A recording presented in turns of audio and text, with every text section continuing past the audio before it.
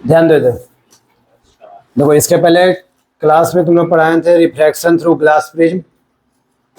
Refraction through glass prism मतलब refraction through glass slab भी देखे, रिफ्रैक्शन थ्रू ग्लास प्रिज्म भी देखे, और रिफ्रैक्शन थ्रू ग्लास प्रिज्म में लाइट का डिस्पर्सन होता है, मतलब डिस्पर्सन ऑफ व्हाइट लाइट भी देखे। ठीक है, और आज का जो टॉपिक है वो सीधा सा है एटमॉस्फेरिक रिफ्रैक्शन, मतलब रिफ्रैक्शन थ्रू एटमॉस्फेयर। एटमॉस्फेयर क्या होता है?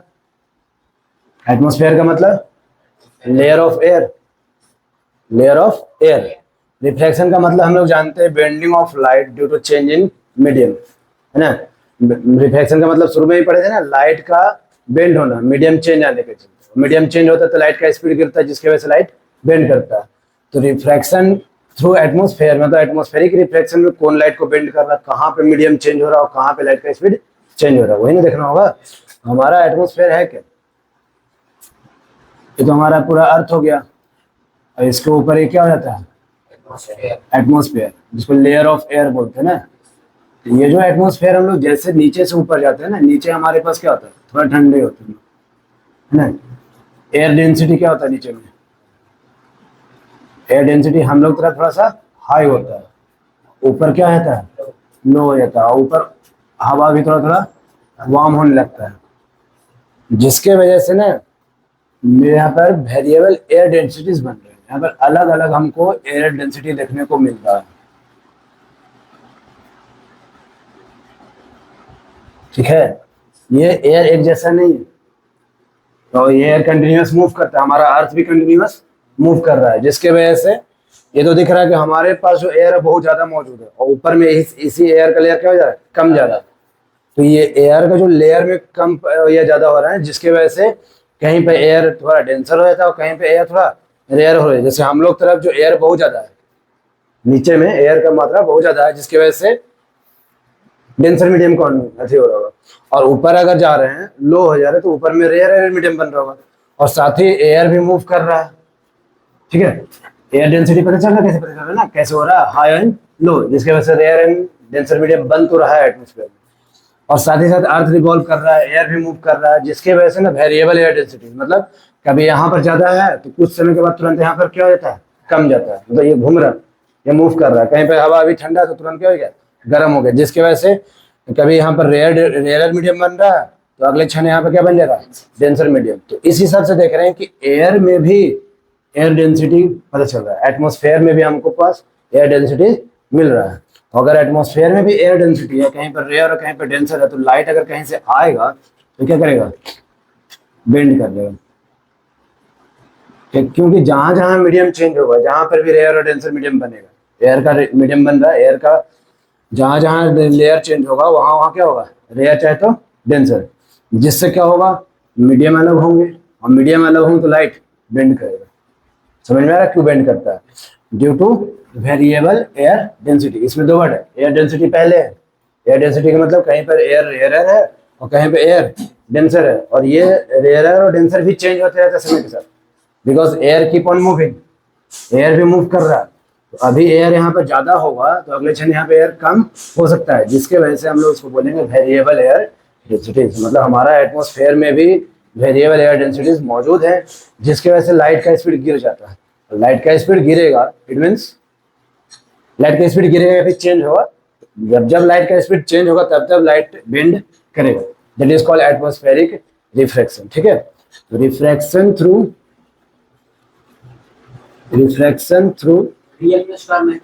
बताएंगे। Refraction through atmosphere because of, ये व्हाट इज एटमॉस्फेरिक रिफ्रैक्शन समझ में ना? What is atmospheric refraction? हम लोग बोल सकते हैं बेंडिंग ऑफ लाइट, डायरेक्ट बोलेंगे बेंडिंग ऑफ लाइट, क्योंकि रिफ्रैक्शन का मतलब ही होता है bending of light. Bending of light in atmosphere. Atmosphere, अब एटमॉस्फेयर में ग्लास स्लैब रखा है कि प्रिज्म रखा है, तो ऐसा कुछ नहीं, बट उसके जैसा कुछ बन जाता है, मीडियम ऑफ बन जाता है। Bending of light in atmosphere due to variable air density, variable अलग अलग तरह का एयर डेंसिटी होने के चलते, that is why light get bends in the atmosphere and it is called atmospheric reflection. ठीक है, एटमॉस्फेरिक रिफ्लेक्शन समझ में आ रहा है?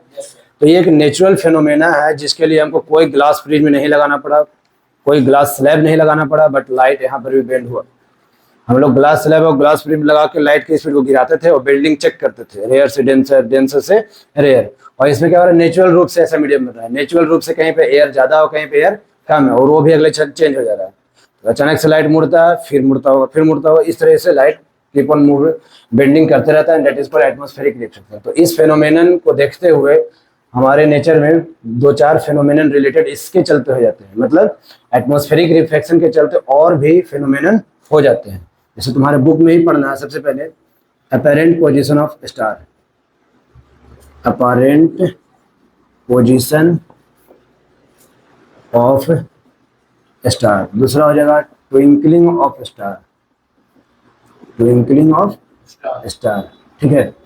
मतलब एटमॉस्फेयर में रिफ्लेक्शन होने की वजह से हमको अपैरेंट पोजीशन ऑफ स्टार दिख रहा है, जानेंगे अभी क्या होता है। ट्विंकलिंग ऑफ स्टार भी इसी के चलते होता है, मतलब एक्चुअली में स्टार चमकते चमकते नहीं, इसके चलते हमको दिख रहा है कि स्टार ट्विंकल कर रहा है। एक्चुअल ट्विंकल क्या होता है वो भी समझेंगे। और एक और पढ़ना है, advance sunrise and delayed sunset, delayed sunset, ये भी चीज हमको एटमॉस्फेरिक रिफ्लेक्शन की वजह से दिखता है। तो पहले तीनों को समझ लो, क्योंकि तीनों ऐसा इंपॉर्टेंट क्वेश्चन तुम्हारे बोर्ड में आ सकता है। तीनों डायरेक्ट नहीं आएगा, जस्ट एक को जरूर आएगा, क्योंकि इसका न्यूमेरिकल पोर्शन तो है नहीं, जो है सो थ्योरी है। तुमसे पूछा जाएगा why do we have apparent position of a star, या फिर व्हाई डू स्टार ट्विंकल, या फिर why do have advance sunrise and delayed sunset. तो सारे क्वेश्चन तो लैंग्वेज आएगा बड़ा सा, और सारे लैंग्वेज में एक बात जरूर लाना, एटमॉस्फेरिक रिफ्लेक्शन, क्योंकि इसी की वजह से हो रहा है। ये तो डायरेक्ट क्वेश्चन है, कुछ और क्वेश्चन होगा, क्योंकि जैसे रहेगा why do planet do not twinkle, ये क्वेश्चन की तरह है, why do planets do not twinkle, मतलब ये डायरेक्ट इस पे नहीं आता, बट इसके चलते ये चीज हो पा रहा है, इसके बेसिस पर हम लोग ये आंसर कर सकते हैं। तो पहला जो हमारा मेन पोजीशन है क्या, अपैरेंट पोजीशन ऑफ स्टार, मतलब स्टार यहाँ पे है एक्चुअल में, और स्टार कहीं ना कहीं पॉइंट साइज, ये कोई बड़ा सा सोर्स नहीं है, ये पॉइंट साइज की तरह दिखता है तो बहुत ज्यादा बड़ा, इवन हमारा सन से बड़ा, बट इतने ज्यादा हमारे दूर है कि ये कैसा दिखता है, पॉइंट साइज दिखता है। और यहाँ पर हम लोग ये स्टार की एक्चुअल पोजीशन, ये क्या है इसका एक्चुअल पोजीशन, मतलब स्टार यहीं पे है, बट हमको ये नहीं दिखेगा, हमको ये वाला पोजीशन दिखता है, ये इसको बोलेंगे हम लोग apparent position.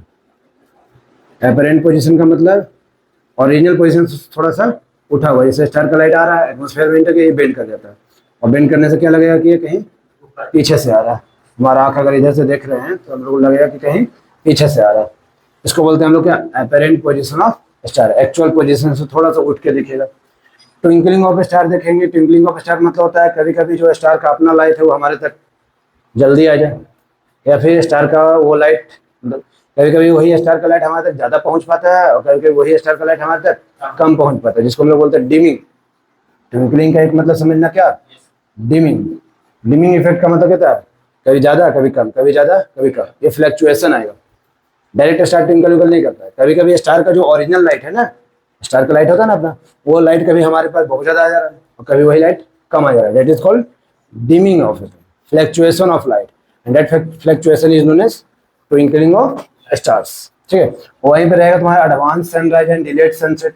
Advance sunrise and delayed sunset का मतलब, एडवांस सनराइज का मतलब सन उगने से पहले, जैसे अगर सनराइज का समय है 7 बजे, ठीक है, तो हमको 6:58 में सन तुमको उगा हुआ दिख जाएगा 2 मिनट पहले। और डिलेड सनसेट का मतलब डूब भी गया होगा ना सन, तभी हमको 2 मिनट तक दिखाई देते रहेगा, ठीक है, लेट से 2 मिनट। तो ये 2 मिनट का फर्क आता है एक्चुअल में, ऐसा देखा गया। हम लोग डेली लाइफ में ऐसा गौर नहीं कर पाएंगे, बट एक्चुअल उसी के लिए हम लोग बैठे हैं देखने के लिए, तो हम लोग देख पाएंगे, ये चीज दिखेगा, 2 मिनट का डिलेड आता है सन उगने से पहले। जैसे यहाँ पे है, अभी पूरा लिखवाएंगे अच्छे से, यहाँ पर सन है ना, उगने वाला है, तो तुमको इसी टाइम पे कहाँ दिखेगा, ऊपर दिखेगा, तो तुमको सन दिखेगा, बाकी वो होगा नहीं है।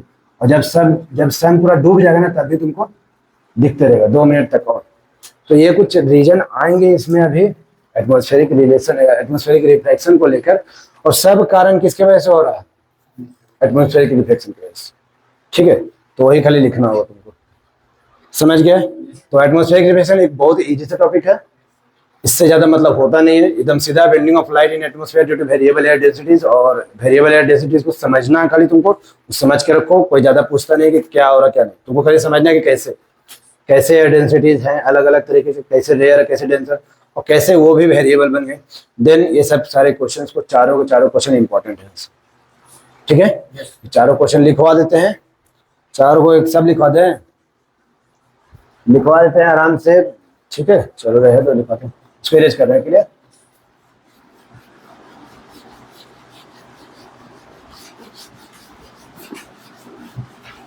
देख लिया टॉपिक कैसे पढ़ा। सबसे पहले हमारे पास अपरेंट पोजीशन ऑफ स्टार। ठीक है, अपरेंट पोजीशन ऑफ स्टार का मतलब स्टार का जो एक्चुअल पोजीशन है, ये मान लो ऐसा क्या होगा, एक्चुअल पोजीशन। अगर यहाँ से लाइट है तो बेंड कर देगा इस तरीके से, तो ये लगेगा कहीं ऊपर से आएगा, जैसा क्या कहलाएगा अपरेंट पोजीशन, उठा हुआ है ना ये।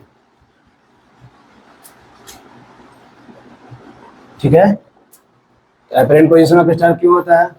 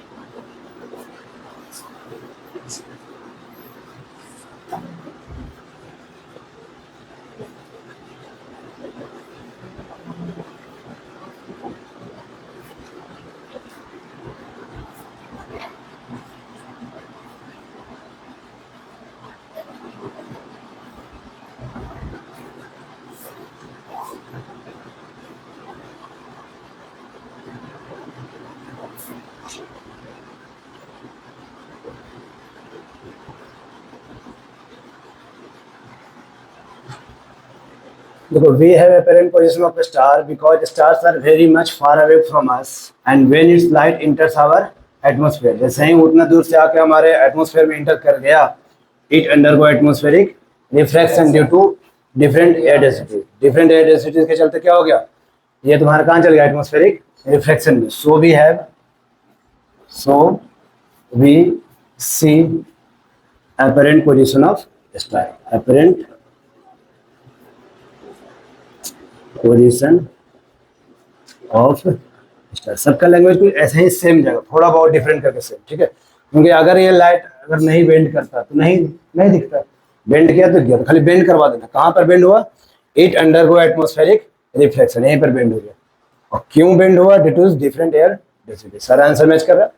नेक्स्ट है हमारे पास twinkling of star. Why do star twinkle, twinkling of stars. यहाँ पर भी इसी तरह से लेंगे। ठीक है,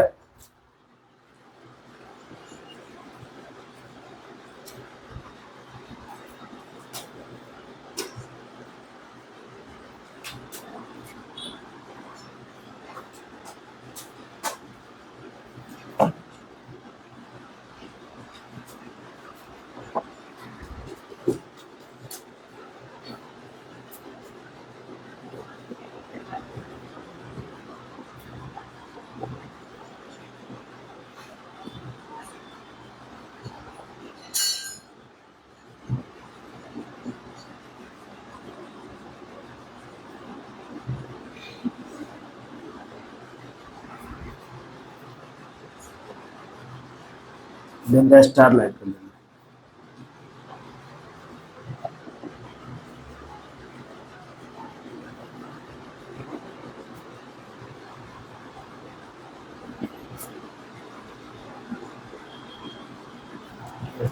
रिफ्लेक्शन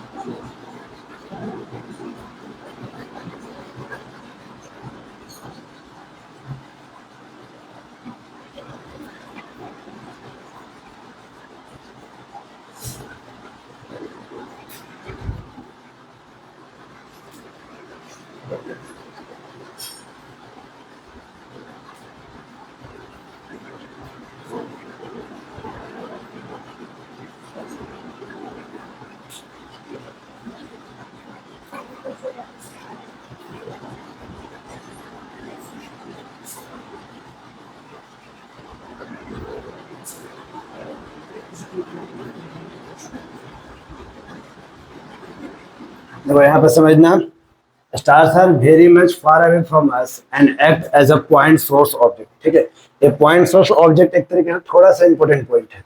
मतलब वो एक तरीके से एक पॉइंट दिख रहा है, एक पॉइंट। अगर वो बड़ा सा ऑब्जेक्ट रखता है ना, तो इस बड़ा सा ऑब्जेक्ट का हर एक पॉइंट से हमारे तक लाइट आता है।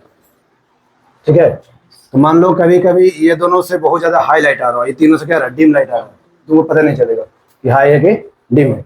बट यहाँ पर क्या है, एक ही पॉइंट है, इसी से अगर हाई तो हाई और लो तो लो, ये फर्क है। ठीक है, तो ये थोड़ा सा रोल निभाता है ये बात, क्योंकि अभी आगे जाके प्लेनेट तक पढ़ोगे उसमें तो और क्लियर होगा। तो ये पॉइंट सोर्स ऑब्जेक्ट की तरह एक्ट कर रहा है। And when the starlight enters our atmosphere, बाकी तो वही लाइन जाएगा, it undergo atmospheric reflection due to variable air densities. और यही वेरिएबल एयर डेंसिटीज की वजह से क्या हो रहा है, sometime more light come to our eyes. कभी कभी मान लो एयर का डेंसिटी अचानक से सब कम रहे तो लाइट ज्यादा एंटर करेगा एटमॉस्फेयर में, एंड समटाइम वेरी लेस। अब एयर का डेंसिटी बढ़ चुका है तो हमारे टाइम उस टाइम क्या होगा, लाइट हमारे तक कम आएगा। This is called dimming effect या फिर फ्लैक्चुएशन। इसी को हम लोग क्या बोलते हैं, डिमिंग इफेक्ट, नहीं तो फ्लैक्चुएशन, कम बेसी होना। एंड दस स्टार ट्विंकल, और इसी को हम लोग क्या बोलते हैं, ट्विंकलिंग ऑफ स्टार। ठीक है, कोई डाउट इसमें? और इसमें कौन सा क्वेश्चन रहेगा, the advance sunrise and sun delayed. ठीक है, sun is visible to us 2 minute before the actual sunrise, मतलब सनराइज होने से 2 मिनट पहले, and 2 minute after the actual sunlight, मतलब सनसेट, जब सनसेट हो गया तब भी दिख रहा है। तो इसको इरेज करते हैं ऊपर वाला को।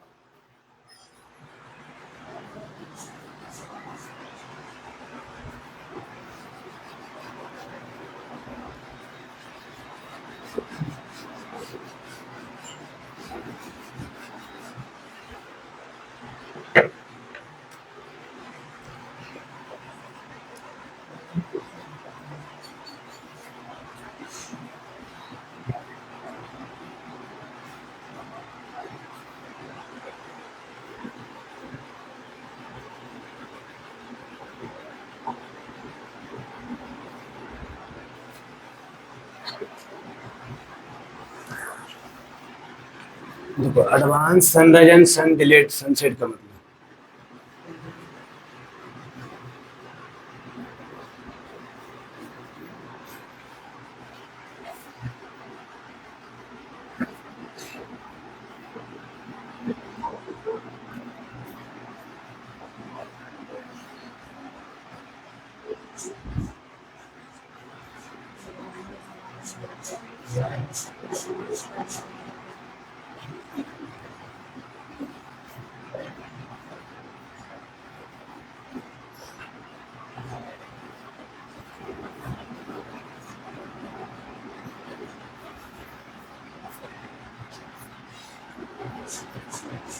पहले तो इस लाइन का मतलब समझ गए। यहाँ पे advance sunrise and delayed sunset means B C the sun 2 minute before the actual sunrise.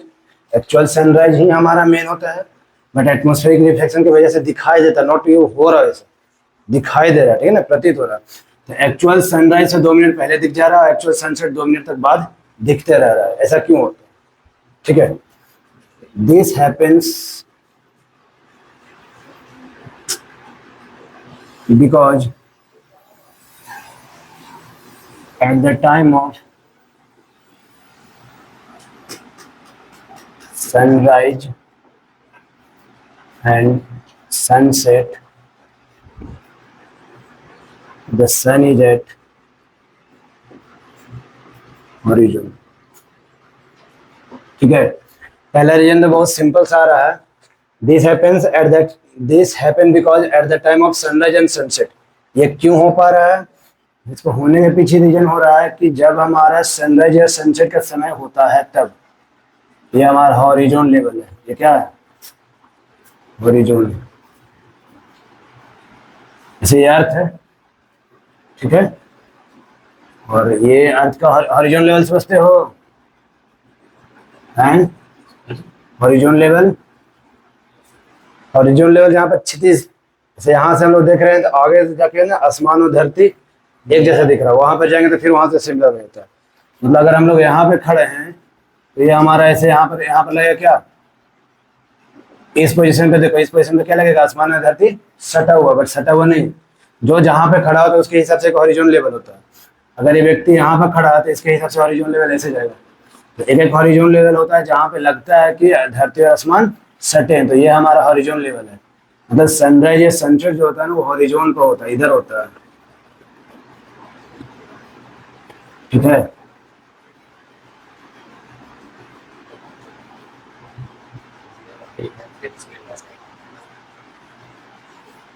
तो जो लाइट ऐसे आ रहा था वो एटमॉस्फेरिक रिफ्लेक्शन की वजह से किधर चल गया? उधर चल गया, ठीक है, तो ऐसे लगा, ठीक है। तो क्या हुआ? This happen because at the time of sunrise and sunset the sun is at horizon, ठीक है। The light of sun, the sunlight,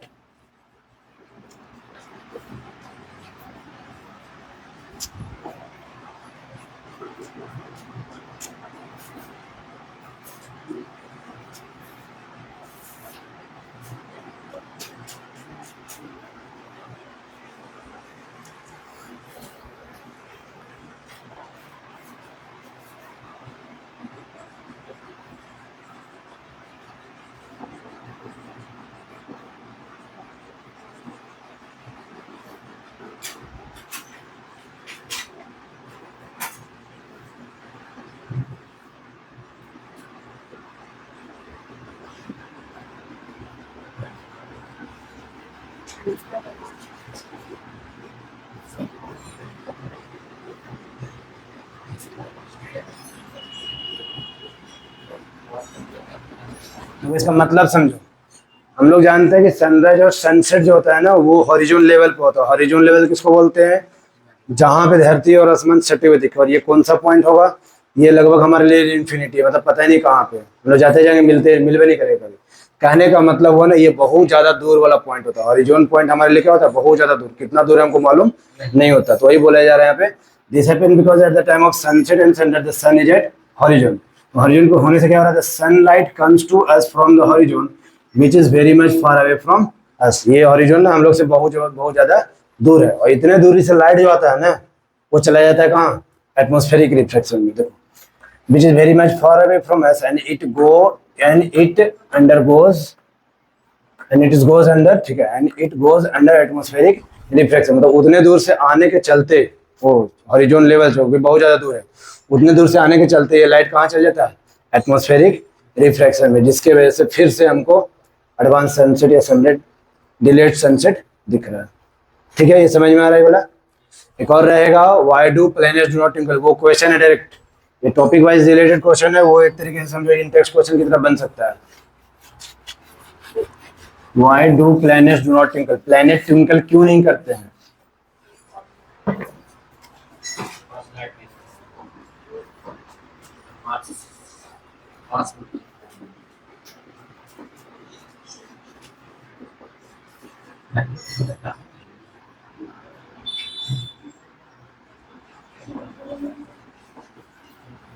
देखो, why do planet do not twinkle का मतलब प्लैनेट ट्विंकल क्यों नहीं कहते? एक रीजन तो दोनों ज्यादा लाइट उठ नहीं है उसका, फिर भी ये सन के लाइट को रिफ्लेक्ट करता है थोड़ा बहुत, ठीक है, तो उससे भी क्यों नहीं कर पा रहा है?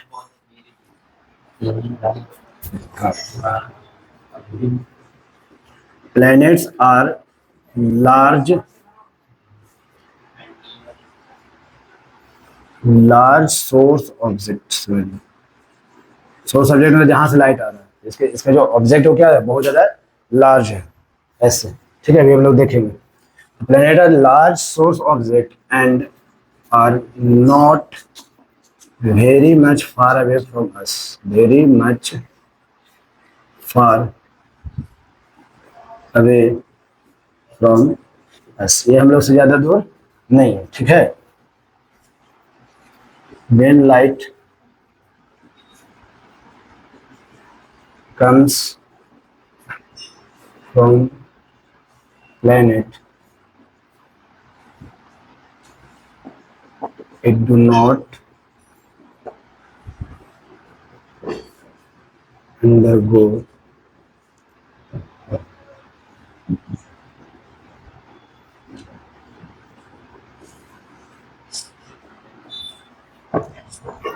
when light comes from planet it do not undergo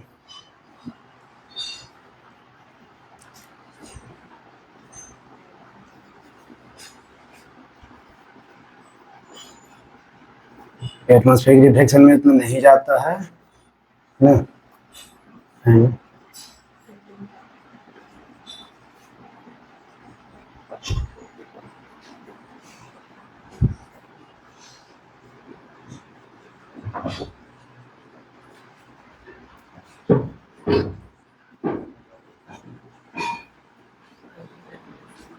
ध्यान दो यहाँ पे, तो planet are large source object and are not very much far away from us, ये इतना ज्यादा दूर नहीं है और लार्ज सोर्स ऑफ ऑब्जेक्ट है। When the light comes from the planet it do not undergo atmospheric reflection, मतलब जाता है बट उतना नहीं जाता है। And due to large size all the twinkling effect get nullified, मतलब लार्ज साइज होने की वजह से क्या होता है, सारा ट्विंकलिंग इफेक्ट क्या होता है, नलिफाइड हो जाता है, मतलब खत्म हो जाता है। कहने का मतलब मान लो इतने सारे पॉइंट्स है, ये बड़ा सोर्स है ना ऑब्जेक्ट, तो हर एक पॉइंट से लाइट आ रहा है, तो कुछ पॉइंट से बहुत ज्यादा ब्राइट आ रहा है, कुछ पॉइंट से बहुत ज्यादा डिम आ रहा था। एक ही पॉइंट एक ही बार में ब्राइट डिम होने की वजह से ना तुम्हारे पास एक बार नहीं ब्राइट पहुंच रहा नहीं डिम पहुंच रहा, मतलब हम लोग जो स्टार जो एक सोर्स ऑफ ऑब्जेक्ट था, अगर ब्राइट है तो ब्राइट देखते थे, अगर लाइट डिम आया तो डिम देखते थे, क्योंकि एक ही पॉइंट से आ रहा है। और यहाँ पे अगर बहुत सारे पॉइंट से आ रहा था, कभी ज्यादा कभी कम हो रहा है उसी में, बट हमारे तक कुछ नहीं आ रहा है, हमें तो मिक्स दिख रहा है, कौन ब्राइट है कौन डिम है पता नहीं चलता, तो ये मिक्स हो जाता है, ठीक है। तो इसको अच्छे से समझ के माइंड में भी रखोगे, लैंग्वेज चाहो तो लैंग्वेज भी याद कर लेना, बट ज्यादा जरूरी है समझ के बताना उसको कैसे एटमॉस्फेरिक रिफ्लेक्शन होता है, उसी के चलते सारा कुछ हो रहा है। थोड़ा थोड़ा लैंग्वेज खाली चेंज होगा, नहीं तो सारे चीजों में देखोगे एटमॉस्फेरिक रिफ्लेक्शन का ही रीजन आया है। इसमें डायरेक्ट एटमॉस्फेरिक रिफ्लेक्शन है, अपेरेंट पोजीशन में भी डायरेक्ट एटमॉस्फेरिक रिफ्लेक्शन है। खाली ट्विंकलिंग ऑफ स्टार में एक लाइन ऐड करना है कि कब हमारे पास लाइट ज्यादा आ रहा हो, कब डिम आ रहा है, जैसे ट्विंकलिंग इफेक्ट दिखना चाहिए, ठीक है। तो यही चार तुम्हारा क्वेश्चन है एटमॉस्फेरिक रिलेटेड से टॉपिक, एटमॉस्फेरिक रिलेटेड टॉपिक से रिलेटेड ये चार क्वेश्चन है, ठीक है। और अगला फिर एक टॉपिक है स्कैटरिंग ऑफ लाइट, ये भी छोटा सा ही है, बट इससे रिलेटेड क्वेश्चन 3 गो है इसमें भी, ठीक है। तो क्वेश्चन और हो सकता है, उससे मतलब ये कंसेप्ट जो शुरू में दिए थे एटमॉस्फेरिक रिफ्लेक्शन को, उसको ही याद रखना, जितना क्वेश्चन है उसको बना देना, ठीक है। चलो।